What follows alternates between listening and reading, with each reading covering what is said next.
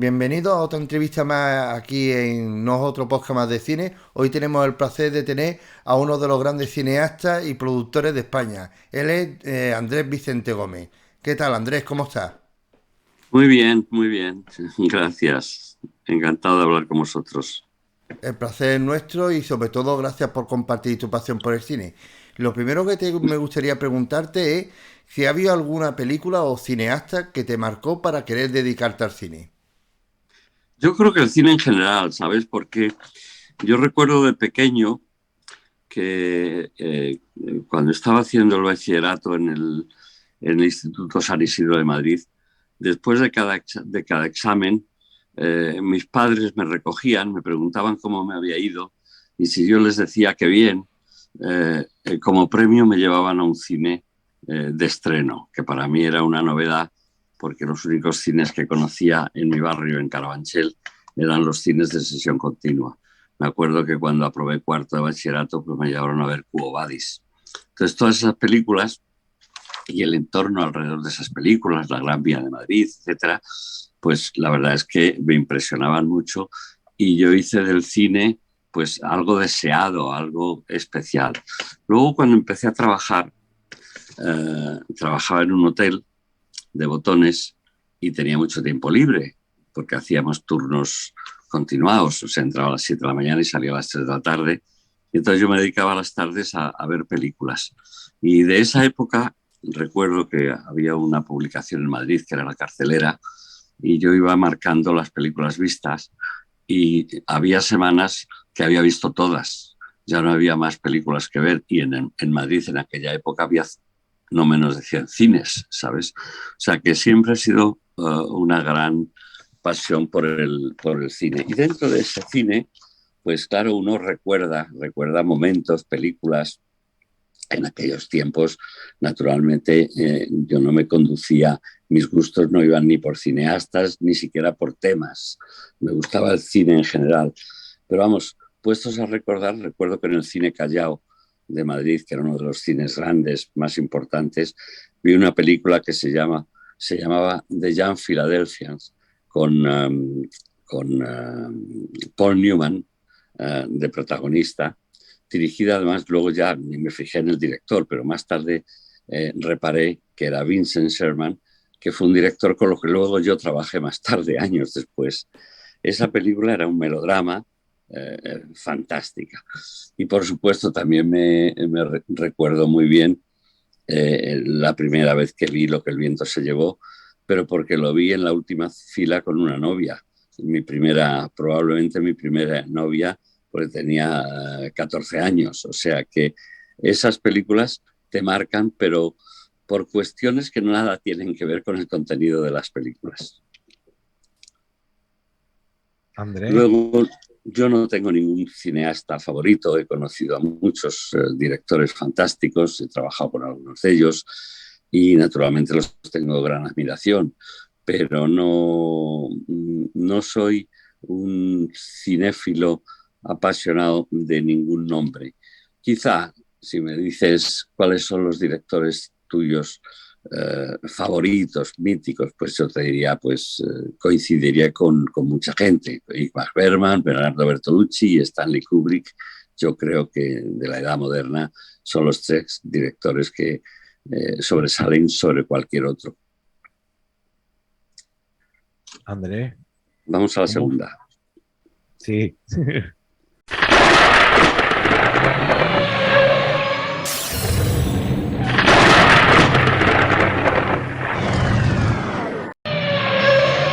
Andrés, ¿cómo fue para ti conocer y trabajar con Orson Welles?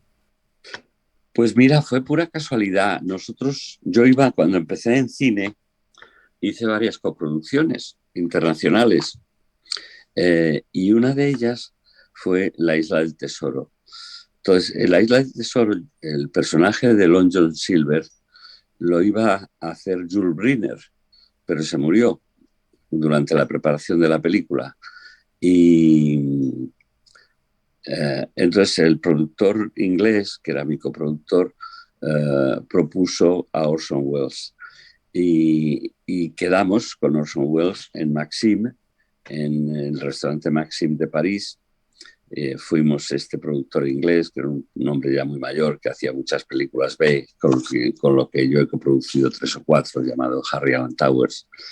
Y nos sentamos con Wells, le propusimos la película, el proyecto, para rodar de forma inmediata, 2 meses más tarde, y nos dijo que sí, pero llevaba una cartera de plástico y sacó de la cartera de plástico un guión. Dice: La isla de tesoro sí, Long John Silver de acuerdo, pero con este guión.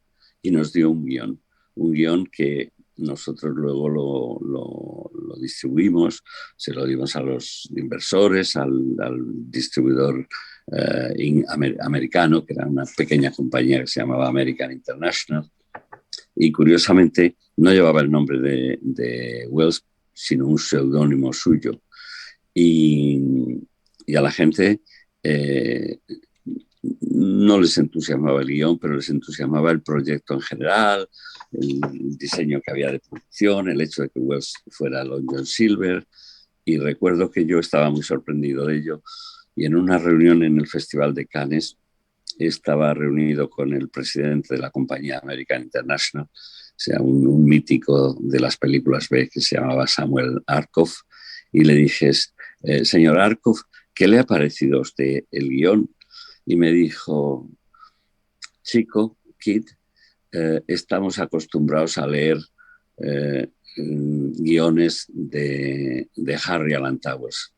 Harry Alan Towers escribía muchos guiones de las películas que hacía con ellos con un seudónimo, y entonces habían entendido que este seudónimo de Wells era de Harry Alan Towers. Estamos acostumbrados a leer muchos guiones de Harry Alan Towers. Dice: normalmente los escribe en un vuelo, en un Londres-Singapur. Dice: este debe estar escrito en un Dublín-Londres. Como diciendo, es una mierda porque lo ha escrito deprisa y corriendo. O sea que a partir de ahí, Orson y yo nos hicimos muy amigos, porque él me dijo: yo estaré el 19 de abril en el Gran Hotel de Almería, espérame allí, llegaré con mi vestuario y con el papagayo también. Entonces le recogí, le llevé a un chalet que habíamos alquilado en una urbanización en Vera, un pueblecito de la provincia de Almería, y a partir de ahí, ese primer día fue tremendo, porque traía un vestuario que había encargado él en Londres, pero lo traía nuevo y hubo que ambientarle, con lo cual lo primero que nos pidió son 10 litros de café y latas de betún, porque metía la ropa en el café, la ponía a secar de madrugada, se secaba, se quedaba ambientadísima, luego había que frotarla con betún, y es como apareció en rodaje el primer día, con 2 o 3 horas de retraso, porque esto nos produjo un gran retraso. Pero bueno, la película fue bien, el rodaje fue bien, y sobre todo durante el rodaje de La Isla del Tesoro, yo tuve oportunidad de colaborar con él en Fake. De hecho, Fake, el mayor porcentaje de película se rodó allí contra el cielo de Almería, en la urbanización donde estábamos, porque se presentó François de Reisenbach, un documentalista francés muy conocido, con un mediometraje que había hecho del Mir de Hori, que era el Mir de Hori era un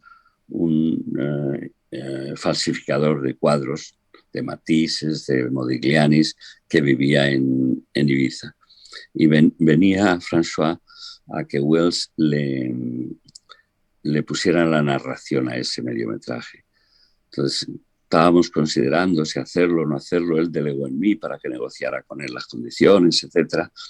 Y en ese momento salió una noticia en la prensa mundial diciendo que habían detenido en Estados Unidos a Clifford Irving, que había falsificado una biografía de Howard Hughes.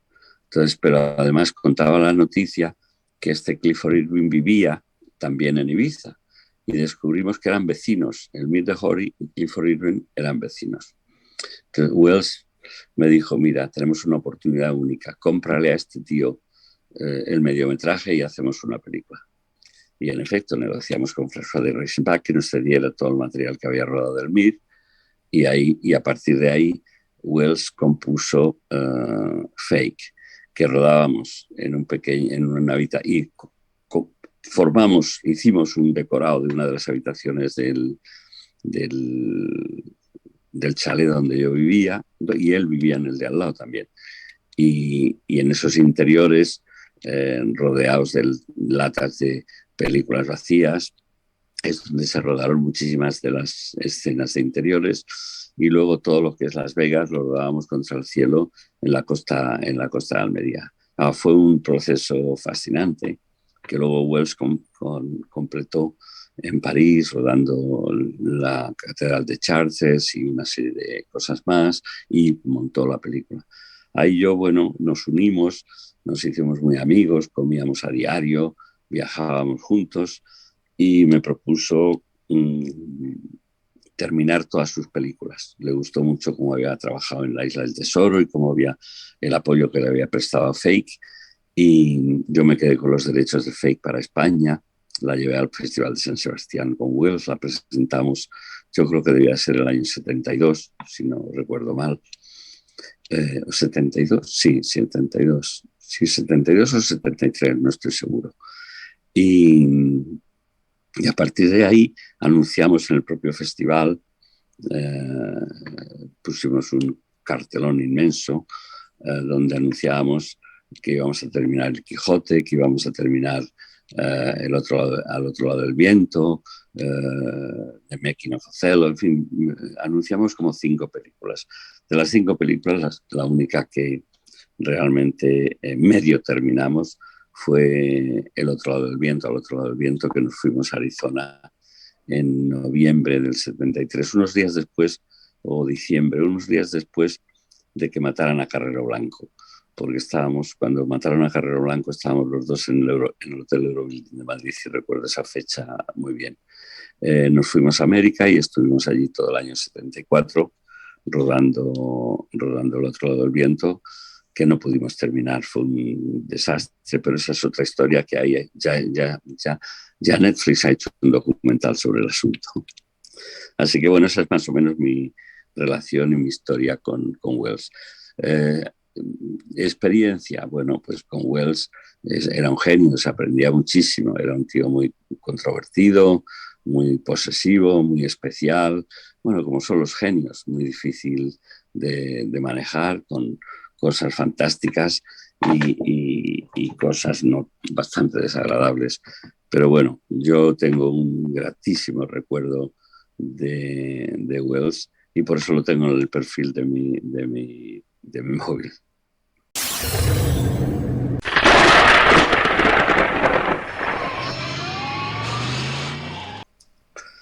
¿Y estudiaste cine o aprendiste de forma autodidacta? Absolutamente autodidacta. Yo empecé a trabajar en cine por casualidad también, como toda la vida suele suceder. Yo estaba trabajando en un hotel, el Hotel Zurbano, y vino un cliente a establecerse en España como agente de actores internacionales. En aquella época debía de ser el año 58, 59. Había muchísimos actores americanos rodando en España. Empezaba Orgullo y Pasión con Gary Grant, Sofía Loren, y ya empezaba Bronston a preparar sus grandes producciones. Entonces este hombre era un agente de una compañía muy grande americana de representación de actores, que se llamaba The John Mather Organization, que después se convirtió en William Morris y años después en Endeavor, que soy. Entonces este hombre vino aquí a establecerse, a abrir una pequeña oficina para cuidar a los americanos que había por aquí, ¿no? Eh, entonces, bueno, alquiló una oficina justo enfrente del hotel, y me invitó a mí, vio que hablaba inglés, yo hablaba bastante bien francés, porque yo mi primer colegio, ni siquiera colegio, mis primeras clases, yo no fui a un colegio convencional, iba a unas clases particulares de una señora francesa, porque mi madre se negó a llevarme a un colegio público, y hablaba francés muy bien. Entonces, además ya tenía un inglés bastante avanzado, entonces me pidió que me fuera a trabajar con él. Este hombre empezó a representar actores españoles también, que hablaban un poquito de inglés, como Fernando Rey, como Carmen Sevilla, y ahí descubrí lo que era el mundo del cine a través de mi experiencia en esta pequeña organización. Y me marché a Inglaterra porque una de las chicas que trabajaba con este hombre, era danés, aunque venía de América, era danés, se llamaba Nils Larsen. Una de las chicas, su secretaria, yo me había platónicamente enamorado de ella, y esta chica se casó y se marchó, emigró con su nuevo marido, emigró a Canadá. Entonces yo me intenté ir a Canadá, pero me dijeron en la Casa de Canadá de Madrid que no aceptaban emigrantes menores de 21 años. Y entonces decidí irme a Inglaterra a perfeccionar mi inglés. Y allí, una vez en Inglaterra, un día me escribió este señor Larsen y me dijo que si volvía a España podría trabajar en una película que él iba a producir. Y esa fue una película que se llamó Tela de Araña, que dirigía un español que se llamaba José Luis Moner, aunque realmente la dirigía un francés que se llamaba Guy Lefranc. Era una película con Eddie Constantin, un actor americano afincado en París. Y ahí entré como auxiliar, como meritorio, nada, para lo que llamaban entonces en el cine el avisador, el que llama a la gente al final del rodaje para decirle a qué hora tiene que ir al día siguiente. Y bueno, le debí gustar al jefe de producción de la película porque me recomendó inmediatamente a una segunda película, y de esa segunda a una tercera, y de esa tercera a una cuarta, e hice lo que era el escalafón de producción, que había que hacer 3 películas de auxiliar, 3 películas de ayudante, y ya era jefe de producción. Entonces yo no llegué nunca a jefe de producción, pero sí hice 5 o 6 películas, hasta que produje inmediatamente mi primera película, que la produje con 24 años, pero antes estuve 3 años trabajando en París con un productor famosísimo, una familia de productores, Miguel y Alex Salkin, que eran los productores de Abel Gance, de Osterrich, y después los productores de Superman, de todos los Supermanes. En esta fue la verdadera experiencia. Todo lo demás fue la primaria. Eso fue mi universidad, fue los 3 años que estuve trabajando en Francia con esta gente. Así que sí, soy autodidacta en este aspecto. Andrés, si fuese el fin del mundo y solo pudieses salvar una película, ¿cuál sería? Esta es la única pregunta eh, que menos me ha gustado, porque es ¿Por un qué? topicazo, querido, tremendo.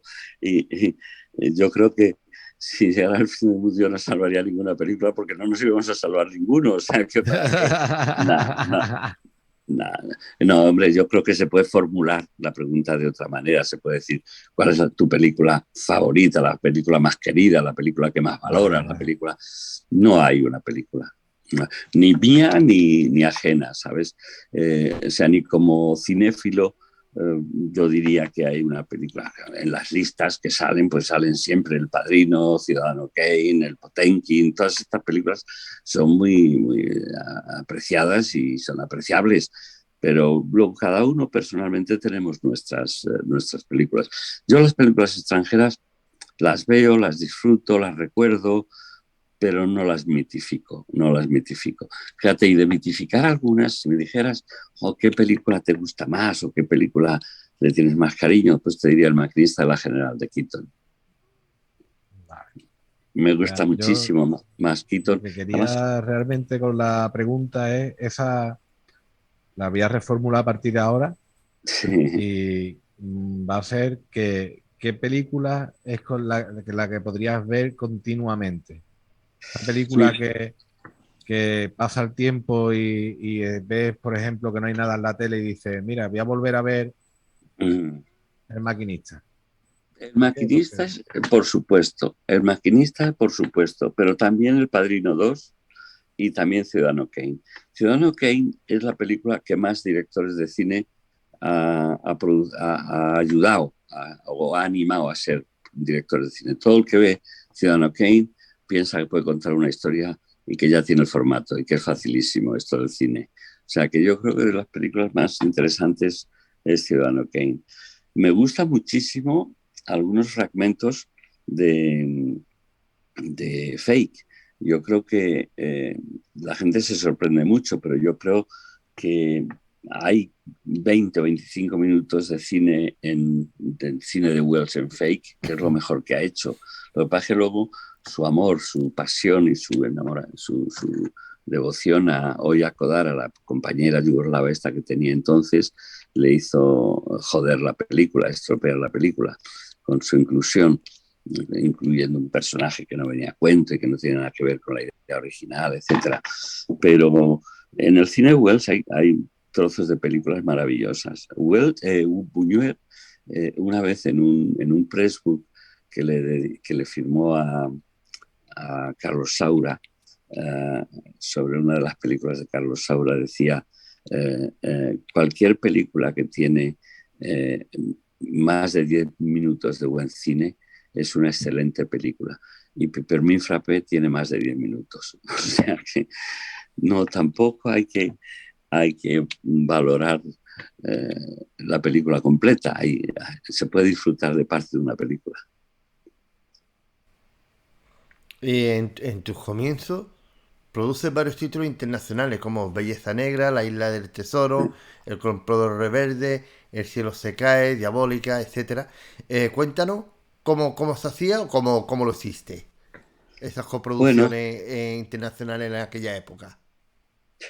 bueno, por una serie de circunstancias, como te dije yo, después de trabajar en 5 o 6 películas, sobre todo estuve en una productora, después de hacer Tela de Araña y una película americana que nunca se terminó, que se llamaba Más Cornadas del Hambre, yo entré a trabajar en una empresa que se llamaba Ocean Films, que, que era una empresa nueva de producción y estaban buscando a alguien joven que se ocupara de la administración y tal igual.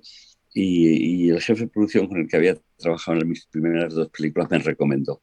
Entonces me mandaron a Barcelona a ocuparme de los pagos, y etcétera, de 2 películas que eran grandes coproducciones. Una era Sandokan, con un actor que se llamaba Steve Reeves, y otra era Los Parias de la Gloria, con Kurt Jürgens y Maurice Ronet. Entonces yo ya enseguida ya me familiaricé. Ya la primera película, Tela de Araña, también era una coproducción. Entonces yo caí como en ese mundo de las coproducciones, ¿no?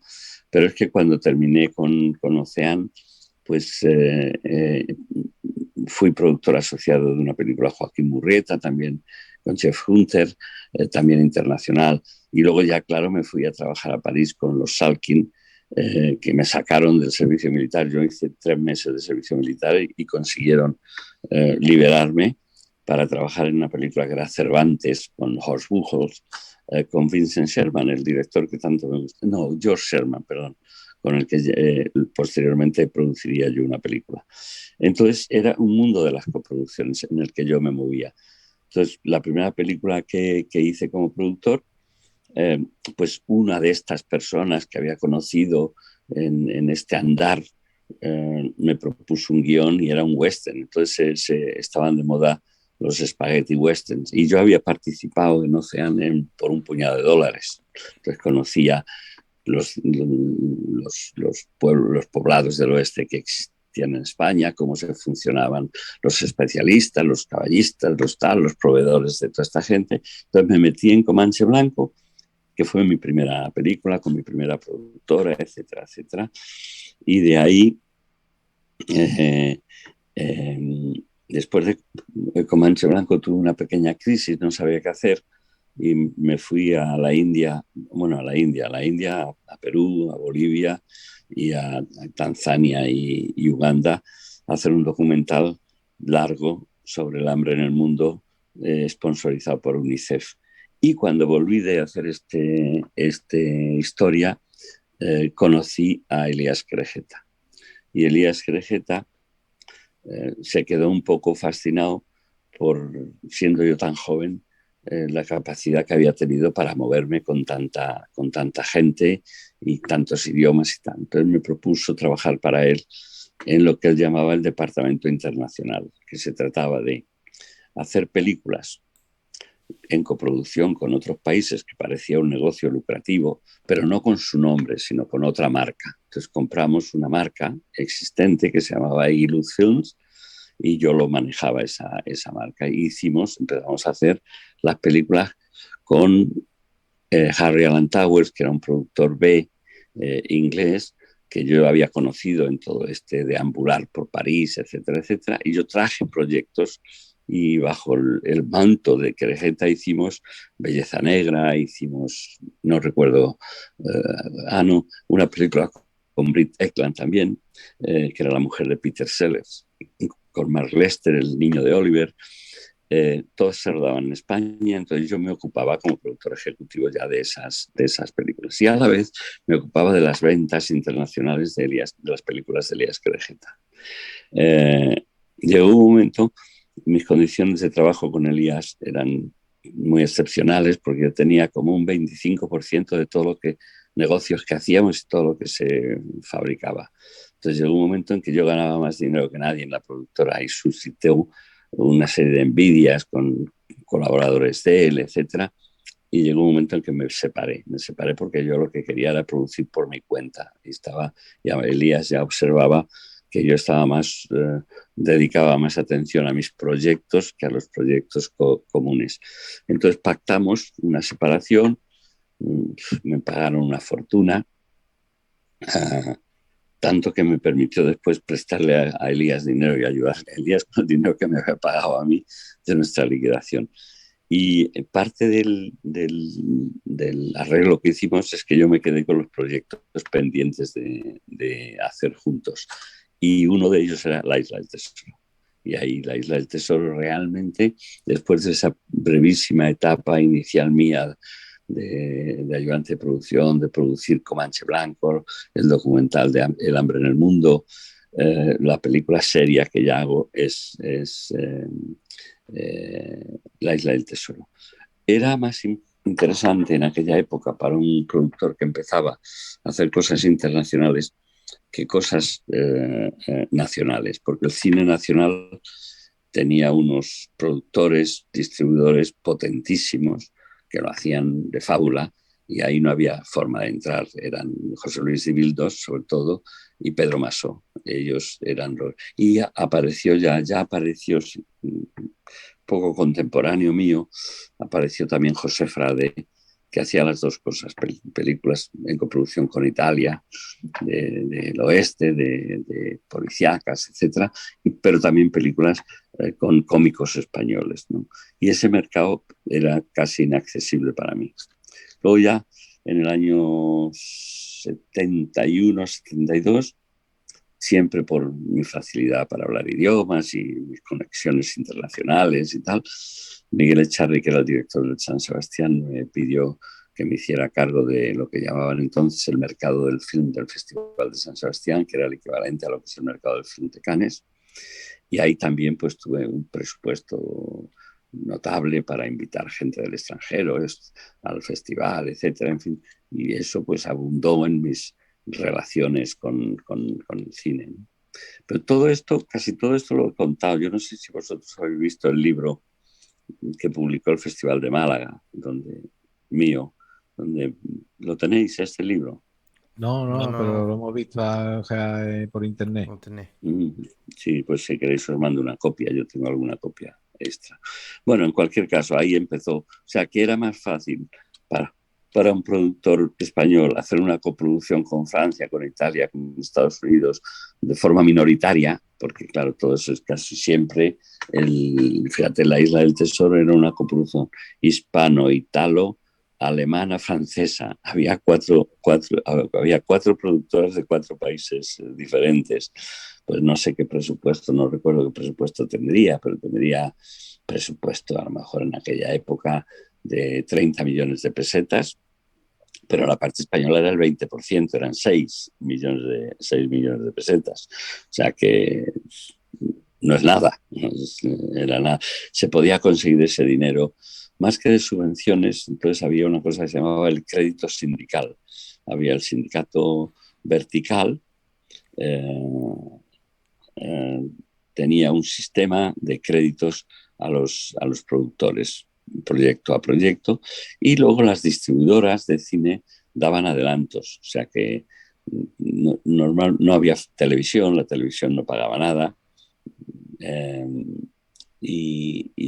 eran las dos patas sobre las que se sustentaba la recuperación del dinero, era esos créditos que si la película no funcionaba eran créditos subordinados al éxito de la película. Entonces, si la película no funcionaba, no tenías que devolver el crédito. O sea, era una subvención encubierta. Y luego estaban los adelantos de las distribuidoras. ¿Podrías hablarnos de tu experiencia al ganar los Oscars? ¿Cómo fue el recorrido desde el guión hasta ganar la estatuilla?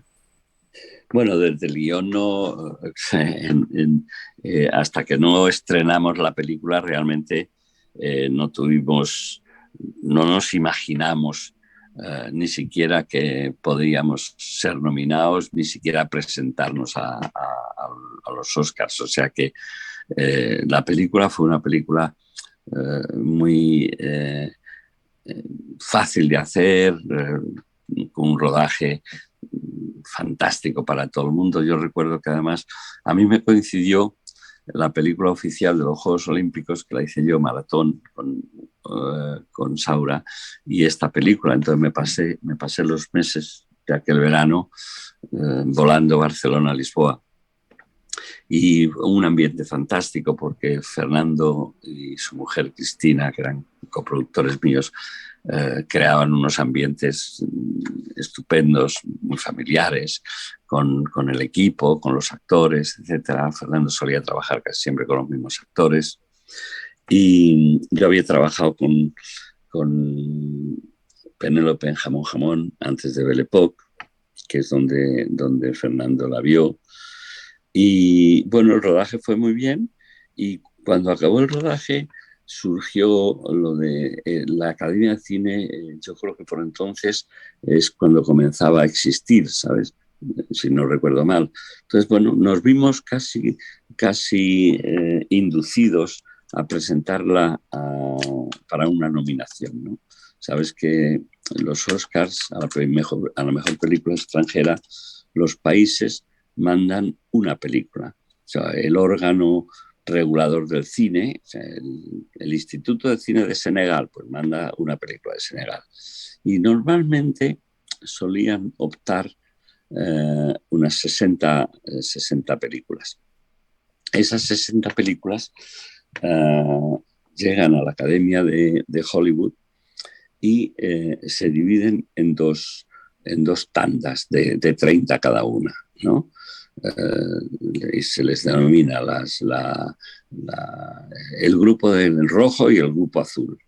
Entonces a, se invita a los académicos a que vayan a ver esas películas. ¿Sí?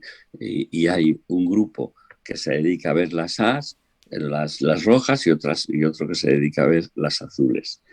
Es bastante difícil que te nominen porque, claro, tienen que ir los académicos a la sede de la academia, bien en Nueva York o bien en Los Ángeles, sobre todo en Los Ángeles. Claro, no existía en aquella, no, el vídeo todavía no se había popularizado y además la academia exigía que fueran allí a verlos. Para poder votar, de las 30 películas de cada grupo, para poder votar, tenías que visionar un mínimo del 70% de las 30 películas que se presentaban. O sea, que no valía que fueras tú un día, vieras Belle Époque, te gustaba mucho, la dieras un 10 y adiós. No. Porque luego lo que se hacía es sacar la media de cada película. O sea, si a Belle Époque la habían votado 122 personas que habían ido a las diferentes 122 personas que hubieran visto más del 70% de las películas. Entonces salía las ganadoras del grupo 1 y las ganadoras del grupo 2. Y luego las 5 películas con mayor puntuación de ambos grupos son las 5 nominadas.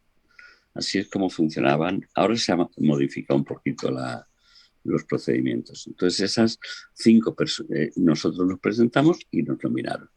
Nos nominaron sin nosotros hacer ningún tipo de campaña, porque no teníamos conocimientos, ni medios, ni recursos, ni conocíamos el tema. Pero yo en este proceso me hice miembro de la academia, porque para ser miembro de la academia había que haber producido más de 3 películas de ámbito internacional y te tenían que recomendar 2 productores de cine para que te admitieran. Entonces yo me hice miembro de la academia y porque, bueno, había hecho películas, sobre todo las de Saura y las de El Dorado y las de Vigas Lunas, que habían tenido mucha repercusión internacional. Y como miembro de la academia, cuando nos nominaron, me fui a Los Ángeles. Y el proceso para la ganadora del Oscar, se organizan proyecciones otra vez y se invita a los miembros de la academia a que vean esas películas extranjeras que no se han estrenado en las salas normalmente.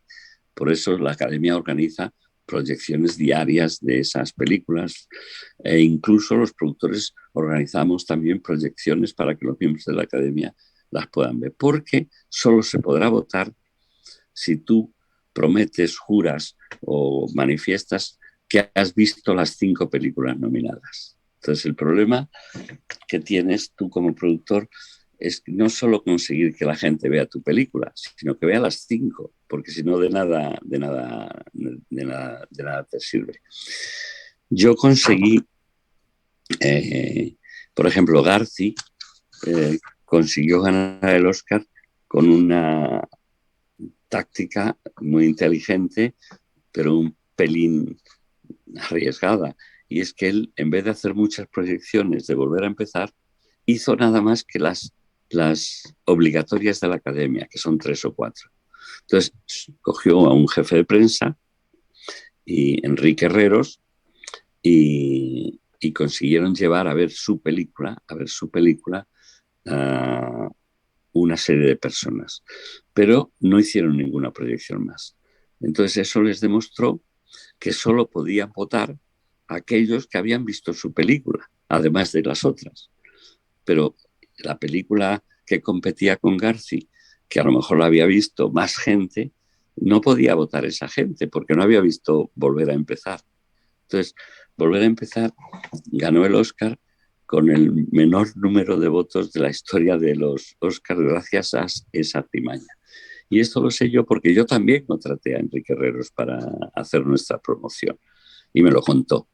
Yo no opté por esa vía. Yo dije, no, tenemos que hacer el máximo de tal, pero opté por una forma también bastante, bueno, yo creo que una táctica también especial. Y es que yo conseguí los vídeos de las otras 4 películas. Entonces, cada vez que yo invitaba a un académico a desayunar, a comer y a cenar, que me pasé la vida comiendo y cenando con académicos, yo les hablaba de Belle Époque, pero les daba, como regalo, las 5 copias de las películas, para que ellos tranquilamente pudieran solicitar el formulario para votar, diciendo que habían visto las 5 películas, entre otras cosas, porque si alguien lo comprobara, las tenían en casa, las cinco copias. Y de esa manera yo conseguí tener la promesa de 200 y pico académicos que me garantizaron que me votarían, porque les había encantado Belle Époque. Tuve la fortuna de que la película entró muy bien en América. Entonces ya incluso se estrenó durante el periodo de nominaciones. Una vez nominada ya la estrenamos, con lo cual tuvo un gran eco de crítica, etcétera, etcétera, ¿no? Y ganamos el Oscar con mucha seguridad. O sea, yo tengo fotos con las papeletas que la gente me había entregado a mí para mandar al notario, porque, para decir, mira Andrés, no solo te prometo que te voy a votar, sino que aquí está mi papeleta con mi voto, llévalo tú al notario, ¿no? Entonces, yo estaba seguro porque el número de votos que yo tenía era inalcanzable por parte del resto de las películas, y había películas fantásticas, como salió Adiós a mi concubina y tal, que ha hecho además distribuida en España esa película. Y bueno, pues fue muy emocionante la ceremonia, el subirte al escenario, tropezarte con Paul Newman, con Bruce Springsteen. Los días aquellos fueron de locura total y inolvidables.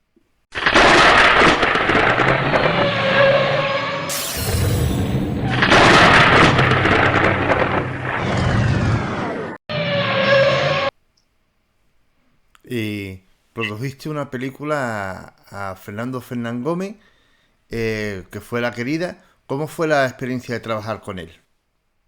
Pues mira, esa fue cuando yo empecé ya a pensar que, que debía hacer películas españolas. Entonces me tropecé con Paco Gordillo, que era un agente artístico. Había sido el manager de Rafael en sus comienzos, y entonces era el manager de Rocío Jurado. Y entonces Paco me propuso hacer una película con Rocío Jurado, que ya era un artista bastante popular. Y luego también Paco era muy amigo de Manuel Alejandro, el compositor que había compuesto todo lo de Rafael. Ahora aparece en este documental que se está dando de Rafaelísimo, lo he visto el otro día.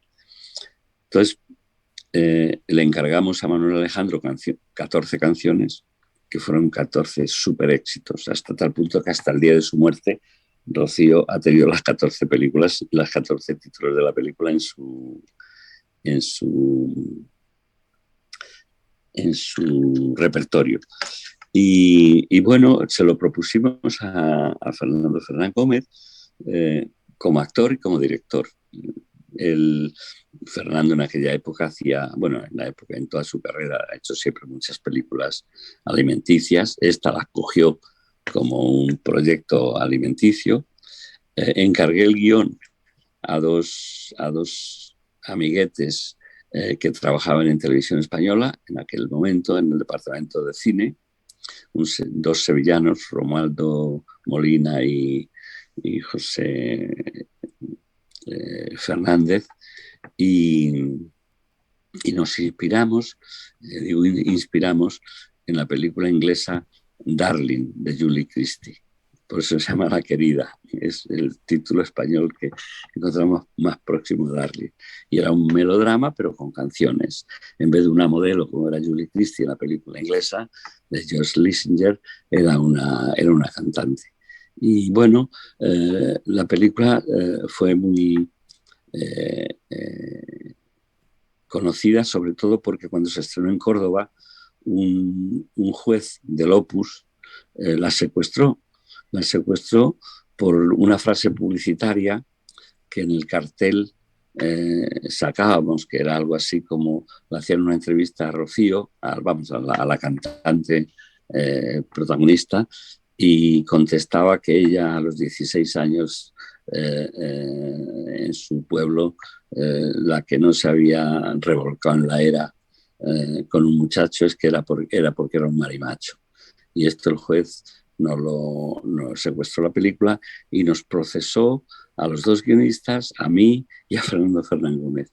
El juicio se celebró como 2 o 3 años después en Córdoba. Nos absorbieron, absolutamente nos defendió un senador socialista, Martínez Bormann, maravilloso, que habló de la tolerancia de los jueces de Córdoba en la época de la Reconquista, y bueno, nada, fue divertido todo aquello, al final no pasó nada. En los 80, esa es la historia de La querida.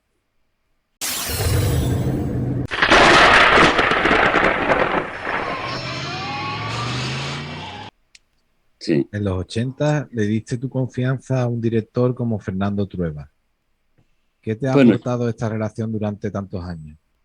Bueno, yo creo que más que darle yo la confianza a Fernando Trueba me dio la confianza a mí, porque yo había acabado de... Ahí es donde yo empiezo digamos, a ser un productor serio. Aunque digo, todo lo que hice anteriormente es de una versatilidad y de un interesante desde el punto de vista como aprendizaje. Pero yo en los años 80, eh,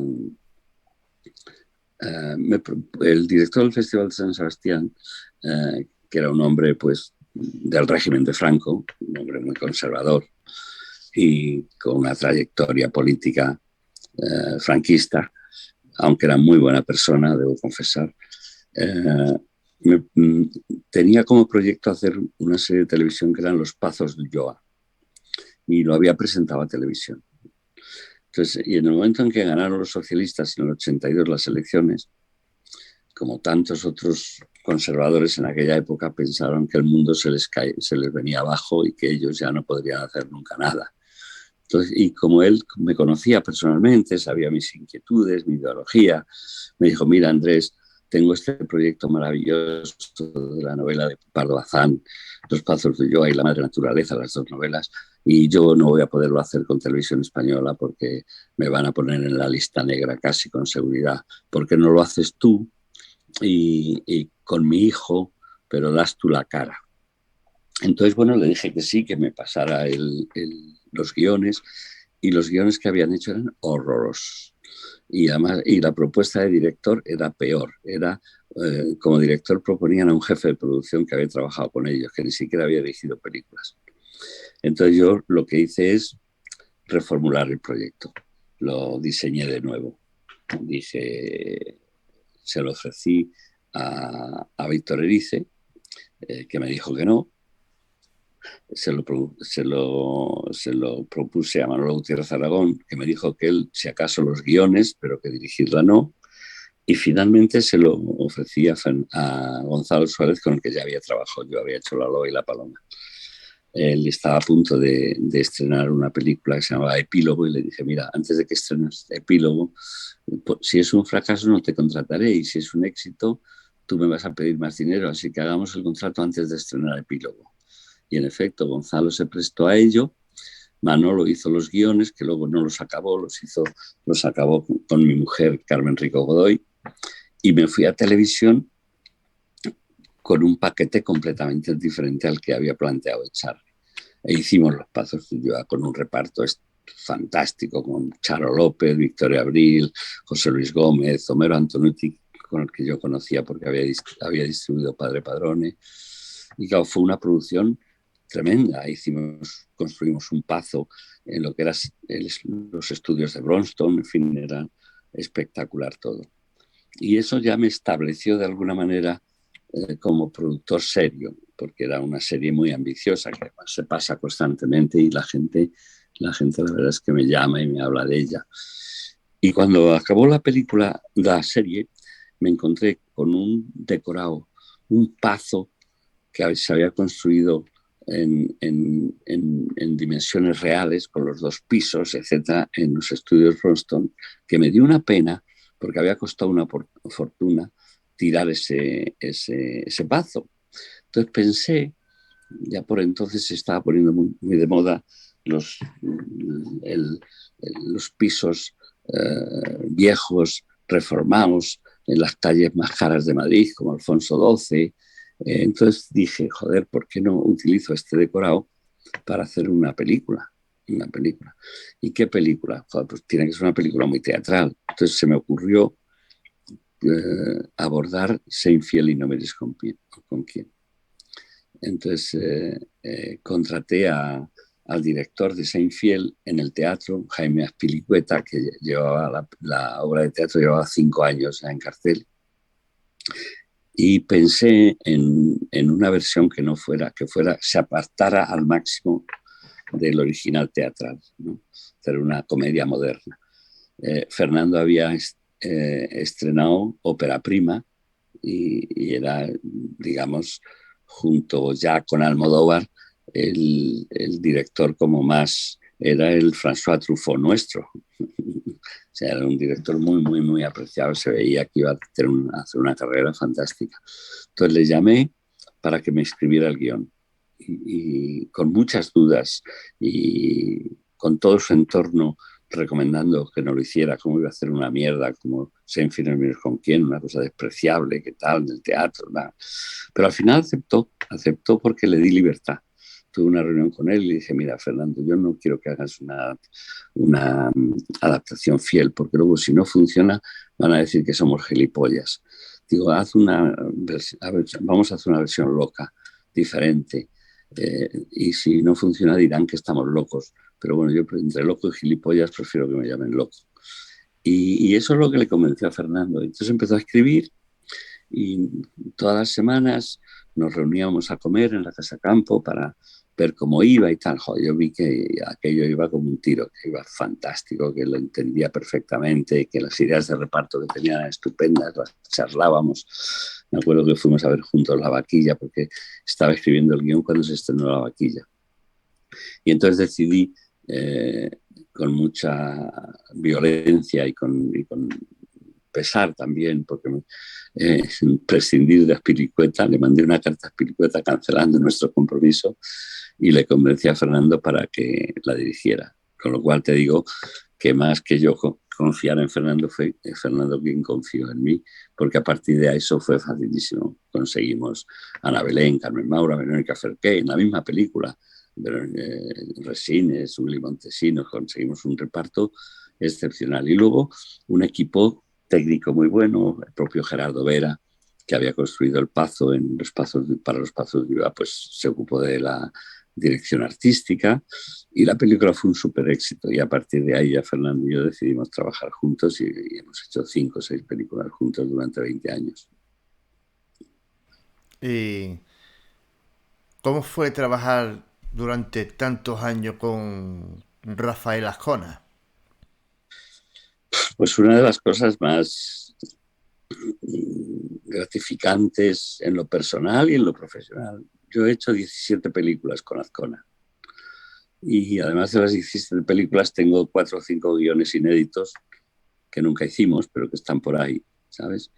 Incluido este del que se ha hablado mucho últimamente, de Viva Rusia, porque era como la quinta parte de Escopeta Nacional. Era un hombre excepcional. Yo creo que ya se le conoce, se ha escrito mucho sobre Azcona. Y ahí creo que en el año, y ahora estoy al habla con la viuda, para que en el 25 hacerle un gran homenaje, es su centenario de su nacimiento. Y estoy intentando hacer teatro con obras suyas. Por ejemplo, he firmado un contrato ya con la viuda de Azcona y la viuda de Berlanga para hacer Plácido en teatro, que es casi como un homenaje a Azcona. Azcona era una persona entrañable, era muy sabio, muy humilde, muy honesto intelectualmente y personalmente, divertido. Hemos pasado horas y horas y horas de comidas y de bebidas juntos. El ambiente era fantástico. Él trabajaba mucho con los directores y en mi caso conmigo. Yo creo que también con Alfredo Matas tuvo muy buena relación, ¿sabes? Que es otro productor que hizo bastantes películas con él. Y bueno, era un regalo estar con él, era un regalo vital, o sea, es de las mejores cosas que te pueden pasar. Produjiste la película Matador. Sí. ¿Cómo fue trabajar con Almodóvar? ¿Fue difícil? Bueno, mira, Almodóvar había hecho sus pequeñas películas, las de las primeras que hizo, no recuerdo los títulos ahora, Entre Tinieblas y Pepi Lucibón, y había hecho una película ya muy seria y, con Alfredo Matas de productor, que era ¿Qué he hecho yo para merecer esto? En la que, por cierto, tenía un papel importante porque él era muy fan de Gonzalo Suárez. Tenía Gonzalo Suárez un papel. Entonces, cuando terminó ¿Qué he hecho yo para merecer esto? Le propuso a Matas rodar una película que se titulaba, no recuerdo cómo, pero que luego fue retitulada como Matador por mí. Y Mata se lo rechazó, no le gustó nada el guión. Y entonces vi a Gonzalo Suárez, que había trabajado con él como actor, que era amigo suyo, pero que también ha hecho los Pazos conmigo, me lo presentó y me ofreció este guión. Yo simplemente le cambié el título, después hizo la película que quiso. El rodaje fue bien, hasta tal punto de que él ya, su hermano Tinín, ya lo quería meter en el cine y me lo colocó como ayudante mío en el rodaje de Matador. Asistió no solo Matador, sino que, porque hice Matador y Sé infiel y no mires con quién al tiempo. Hice back to back, o sea, terminar una y comenzar la otra. O sea, que empecé ese periodo, digamos, de ya cine interesante, que empieza con Los Pazos, continúa con Seinfeld y Matador inmediatamente después. Entonces ya Tinín Almodóvar trabaja conmigo en las dos películas como ayudante. Y firmamos dos, firmamos Matador y firmamos La Ley del Deseo también. Pero cuando terminó Matador, yo ya había iniciado El Dorado, a hacer El Dorado, y Remando al Viento con Gonzalo. Y un día se presentó en mi casa. Él simpatizaba mucho, se había hecho muy amigo de mi mujer, de Carmen Rico Godoy, y vino a comer. Me acuerdo que comimos los tres y me dijo: mira, Andrés, no soporto la idea de que estés todo el día con Saura, con Trueba. Yo quiero un productor para mí. Y entonces dije: pues mira, yo no voy a prescindir ni de Saura ni de Trueba. Pues, pero realmente era todo un plan que él tenía. Él ya había pensado, ayudado por Pilar Miró y por Carmen Maura, montar su propia productora. De hecho, Carmen fue quien la llevó al Banco Bilbao a abrir cuentas, tal, no sé qué, y Pilar le dijo: mira, ahora vamos a poner un sistema de subvenciones muy generoso para los productores, autores. Entonces, y montó su película, y La Ley del Deseo, que la debía haber producido yo, la produjo él. No fue bien comercialmente La Ley del Deseo, y por eso hizo Mujeres al borde de un ataque. Se dio cuenta que lo que tenía que hacer era una comedia con su propio estilo, con su propia cine que él quería hacer, pero en comedia, que lo de El Deseo, y hizo Mujeres, que fue un súper éxito, y ahí ya se lanzó El Deseo de la productora. Se llevó a trabajar con él a una ayudante que yo tenía para las postproducciones, que era Esther García, que ahora es la productora de Deseo, y no, tuvimos una relación. Nos distanciamos porque cuando se trabaja con tanta intensidad como trabajamos nosotros y trabajaba él, pues no tienes tiempo más que para la gente tus amigos son la gente con la que trabajas. Te distancias inmediatamente. Y nos distanciamos y ahora nos saludamos y nos vemos, pero yo creo que él ya tiene una carrera lo suficientemente variada y maravillosa como para tenerse que acordar de sus comienzos. Y una cosa que quería comentar es que, sobre todo, darte las gracias por producir el Día de la Bestia, que para la generación de la gente de los 90 fueron como su primera película dentro del cine español, dentro del fantástico. Sí, fue una suerte también, pero igual que con el tema de Almodóvar, a Alex le pasó algo semejante. Alex hizo Acción Mutante con El Deseo, una de las pocas películas, quizá la primera película de otro director que produjo Almodóvar. Entonces no les debió gustar mucho porque Alex les presentó el guión de El Día de la Bestia, una película que había escrito para rodar con un reparto muy concreto, de actores vascos, en Bilbao, y la acción sucedía en Bilbao, y se lo rechazaron. Entonces se fue a un par de productoras más, se fue a ver a Gerardo Herrero, se fue a Sogecable, a Sogepac, que estaba Fernando Garcillán al frente, y también se lo rechazaron. En parte por las exigencias de Alex, que siempre ha sido una persona con mucha personalidad y sabiendo muy bien lo que quería. Entonces era el mes de noviembre y quería empezar a rodar en diciembre porque había que utilizar las decoraciones de Navidad. Entonces me vino a ver a mí como cuarta opción, no me conocía de nada, me llamó por teléfono, vino a verme y la verdad es que a mí el comienzo de Acción Mutante me había parecido fantástico. El resto de la película no me había gustado muy poco, pero el comienzo había, lo que hablábamos antes al principio de la entrevista, había 10 minutos de cine fantástico. Y me interesó El Día de la Bestia, pero le puse como condición el reescribir el guión y le hice un informe muy detallado del guión, reescribir el guión y rodarla en Madrid, situar la acción en Madrid. Entonces tuvimos un tiro ahí afloja y al final optamos por rodar inmediatamente lo que son las decoraciones de planos ambiente, decoración de Navidad de la Gran Vía y de la Plaza del Callao, y parar la película hasta reescribir el guión.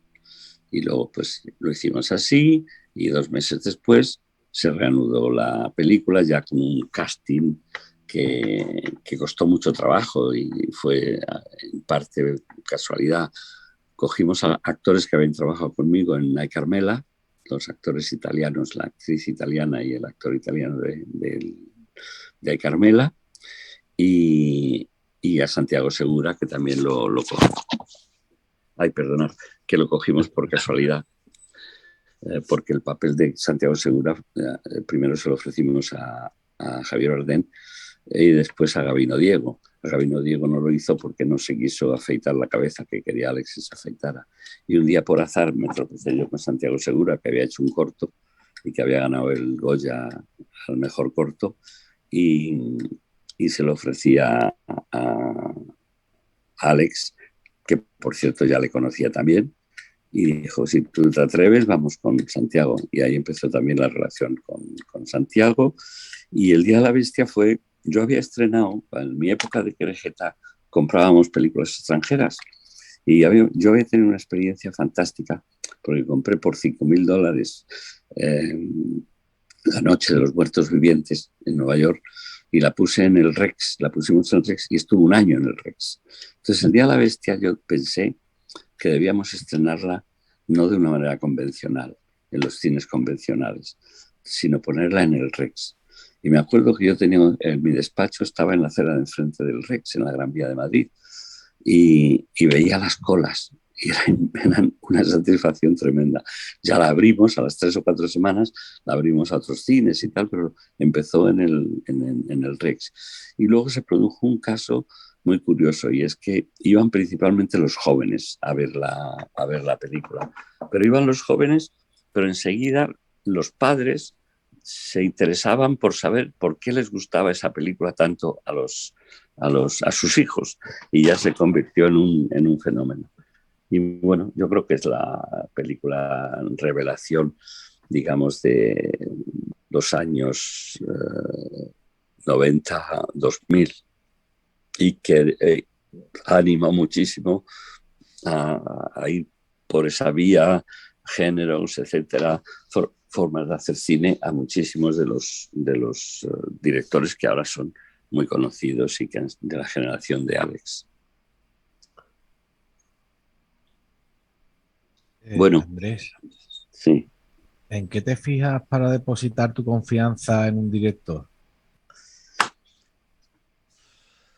Pues yo creo que básicamente, primero, tiene que tener talento, o sea, tienes que intuir en él talento y también conocimientos técnicos. O sea, solo con talento no se puede hacer una película, o sea, porque durante 7, 8 semanas tienes que manejar un equipo de 60 o 70 personas, y eso requiere un dominio de las diferentes especialidades, saber lo que quieres, tenerlo todo muy claro, etcétera. O sea que yo no voy a contratar a alguien simplemente porque crea que es talentoso, porque lo he hecho en alguna ocasión y he tenido unos fracasos estrepitosos, porque yo fracasos puedo echar carreras con quien quieras, que tengo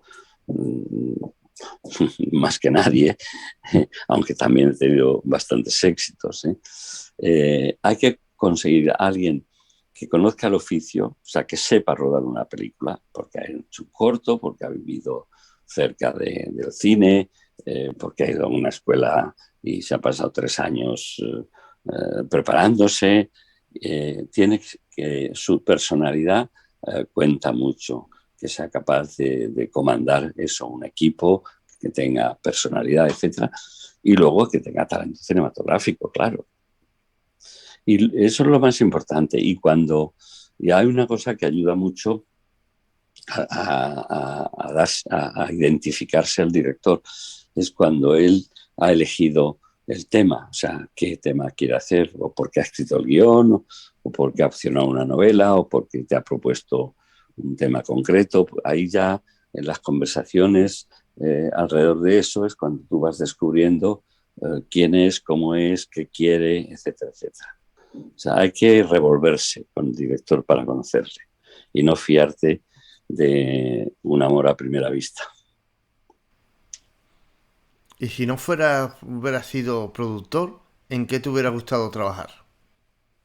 Pues yo creo que en el cine, ¿sabes? Y dentro de las especialidades de cine, a mí cuando veo cómo funcionan algunos managers americanos, jo, me hubiera encantado.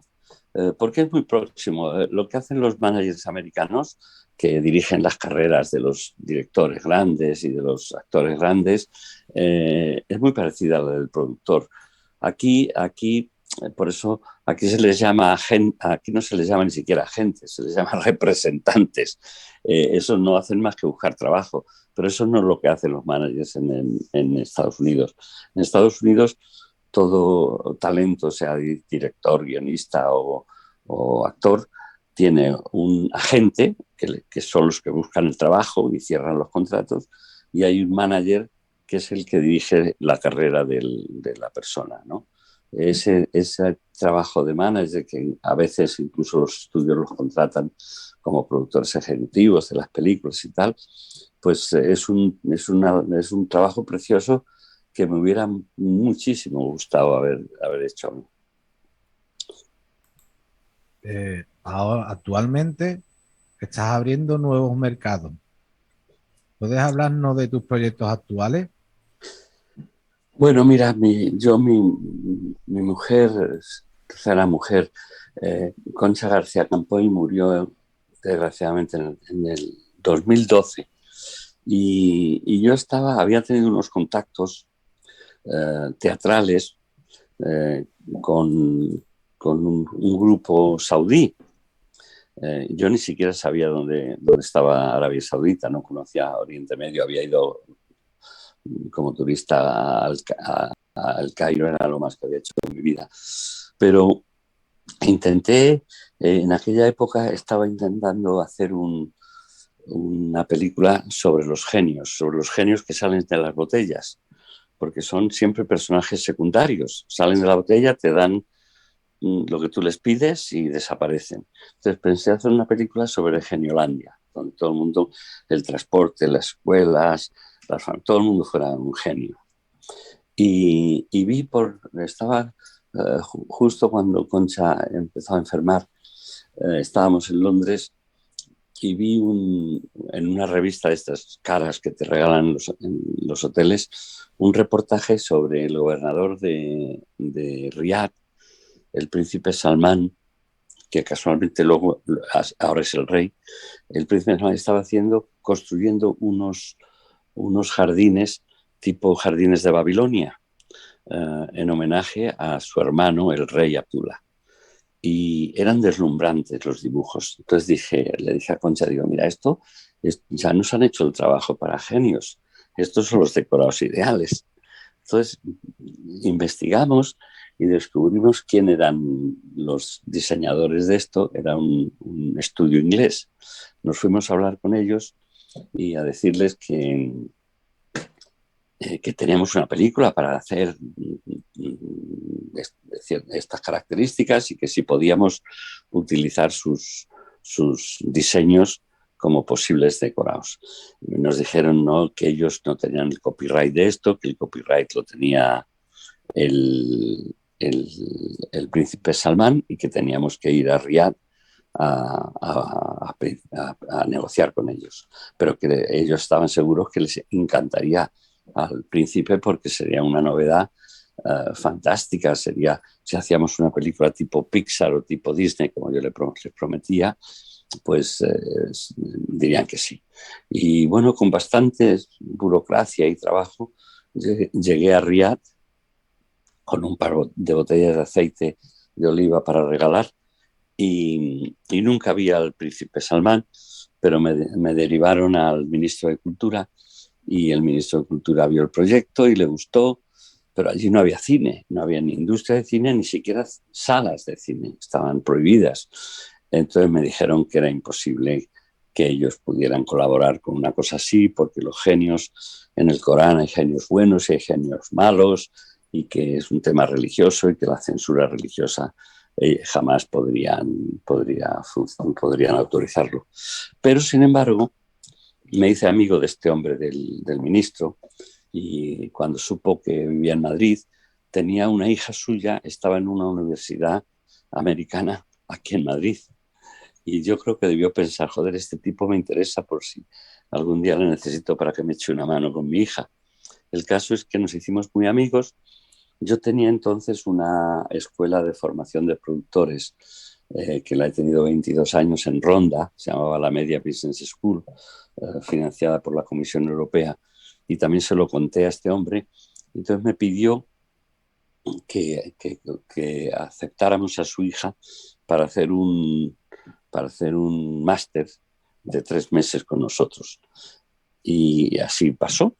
La hija de este ministro vino a la Media Business School, el ministro cesó como ministro, se vino a Ronda a ver a su hija, le fascinó Ronda, le gustó muchísimo Ronda y profundizamos en la amistad y un día me dijo, Andrés, mi país es un desastre, es una dictadura, las mujeres no pueden conducir, pero hay una cosa de la que nosotros estamos muy orgullosos y es de los caballos árabes.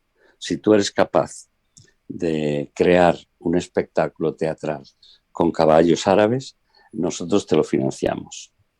Y bueno, me puse a trabajar, me costó bastante trabajo, pero me tropecé un día a Ray Lóriga, hablamos de ello y Ray escribió un argumento de 10 o 12 folios, se lo envié a este hombre y me dieron 9 millones de euros para producir un musical que estrené en los teatros del Canal.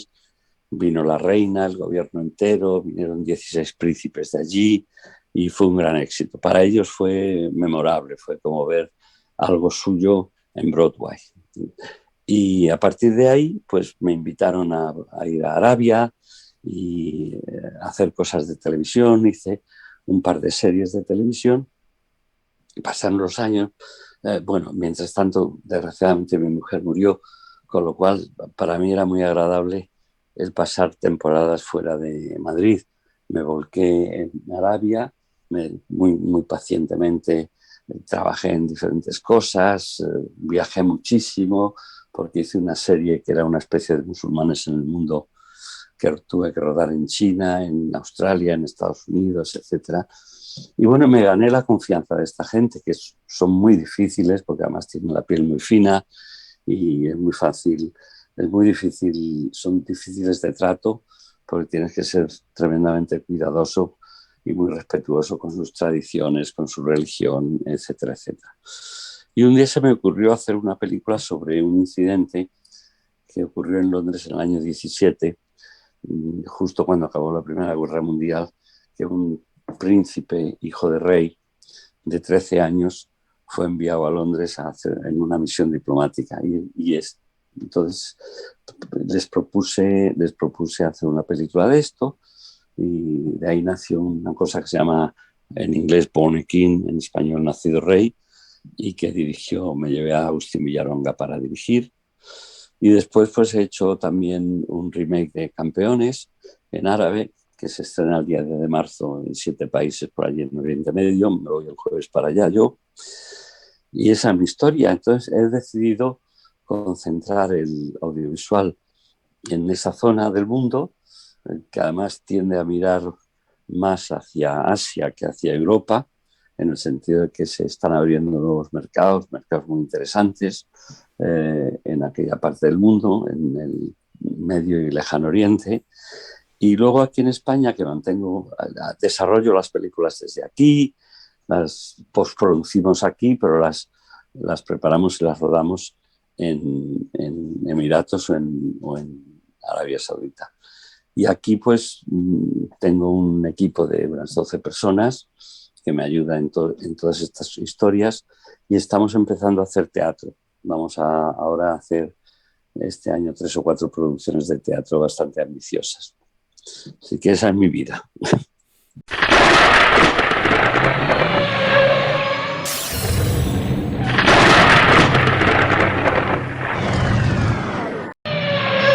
Sobre todo una cosa, gracias a ti se han hecho muchas películas, pero también ha ayudado apostando por lo que son ahora figuras mundiales, como ejemplo como Javier Bardem y Penélope Cruz.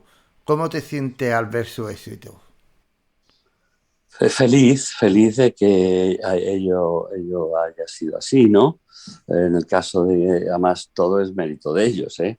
O sea, que quiero decirte que Penélope y Javier, los dos, hubieran sido los mismos actores, hubieran empezado conmigo, con otro productor e incluso con otros directores. Lo que pasa es que yo creo que han sido relativamente afortunados, porque empezar a trabajar en cine como Penélope y caer en una película como Jamón Jamón, ¿sabes?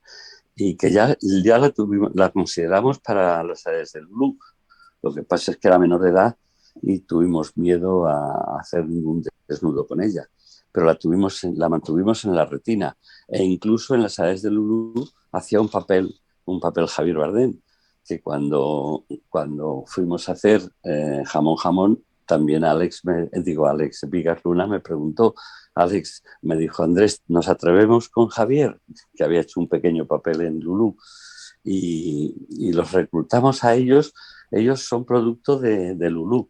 Una no lo hizo, pero hizo los castings con nosotros, etcétera, y el otro porque hizo ese pequeño papel. Después, claro, Jamón Jamón causó tal impacto. Yo me acuerdo que durante el rodaje yo cenaba 3 o 4 veces por semana con Fernando Trueba en su casa y le llevaba normalmente los rushes, la proyección del día para ver, y veíamos Jamón Jamón en el televisor. Y ahí es donde Fernando se fijó en Penélope, ¿sabes? Y para hacer Belle Époque, porque Belle Époque realmente la candidata inicial era Maribel Verdú para hacer, La niña de tus ojos, y sin embargo se cogió a Penélope. Y es donde la vio Fernando para hacer también Belle Époque. Así que y con Javier es que hicimos 3 o 4 películas seguidas, Huevos de Oro, de memoria no me acuerdo de todas las películas que hicimos, pero ahí ya salió lanzadísimo. Yo me imagino que si Javier, en vez de hacer estas películas, hace otras, pues a lo mejor le hubiera costado más trabajo llegar donde ha llegado, pero estate seguro que hubiera sido el Javier Bardem que soy.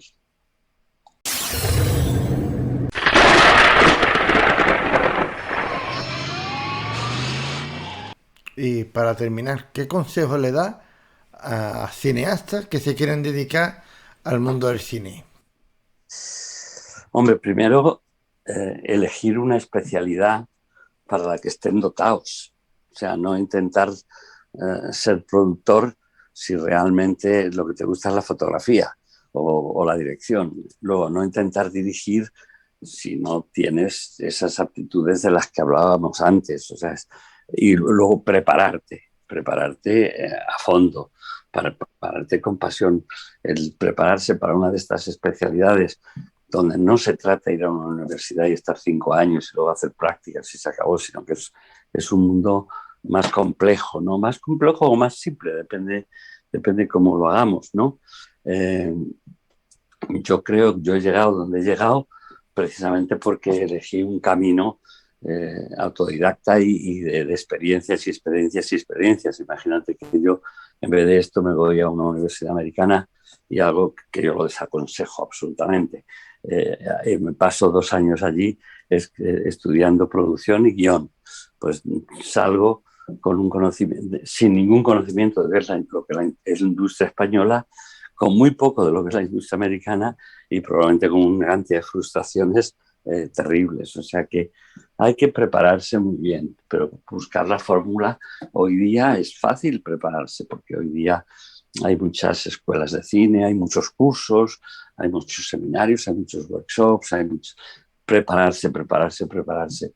Y luego una vez que ya decides lo que quieres hacer, si eres un productor o director, la clave está en el desarrollo del proyecto.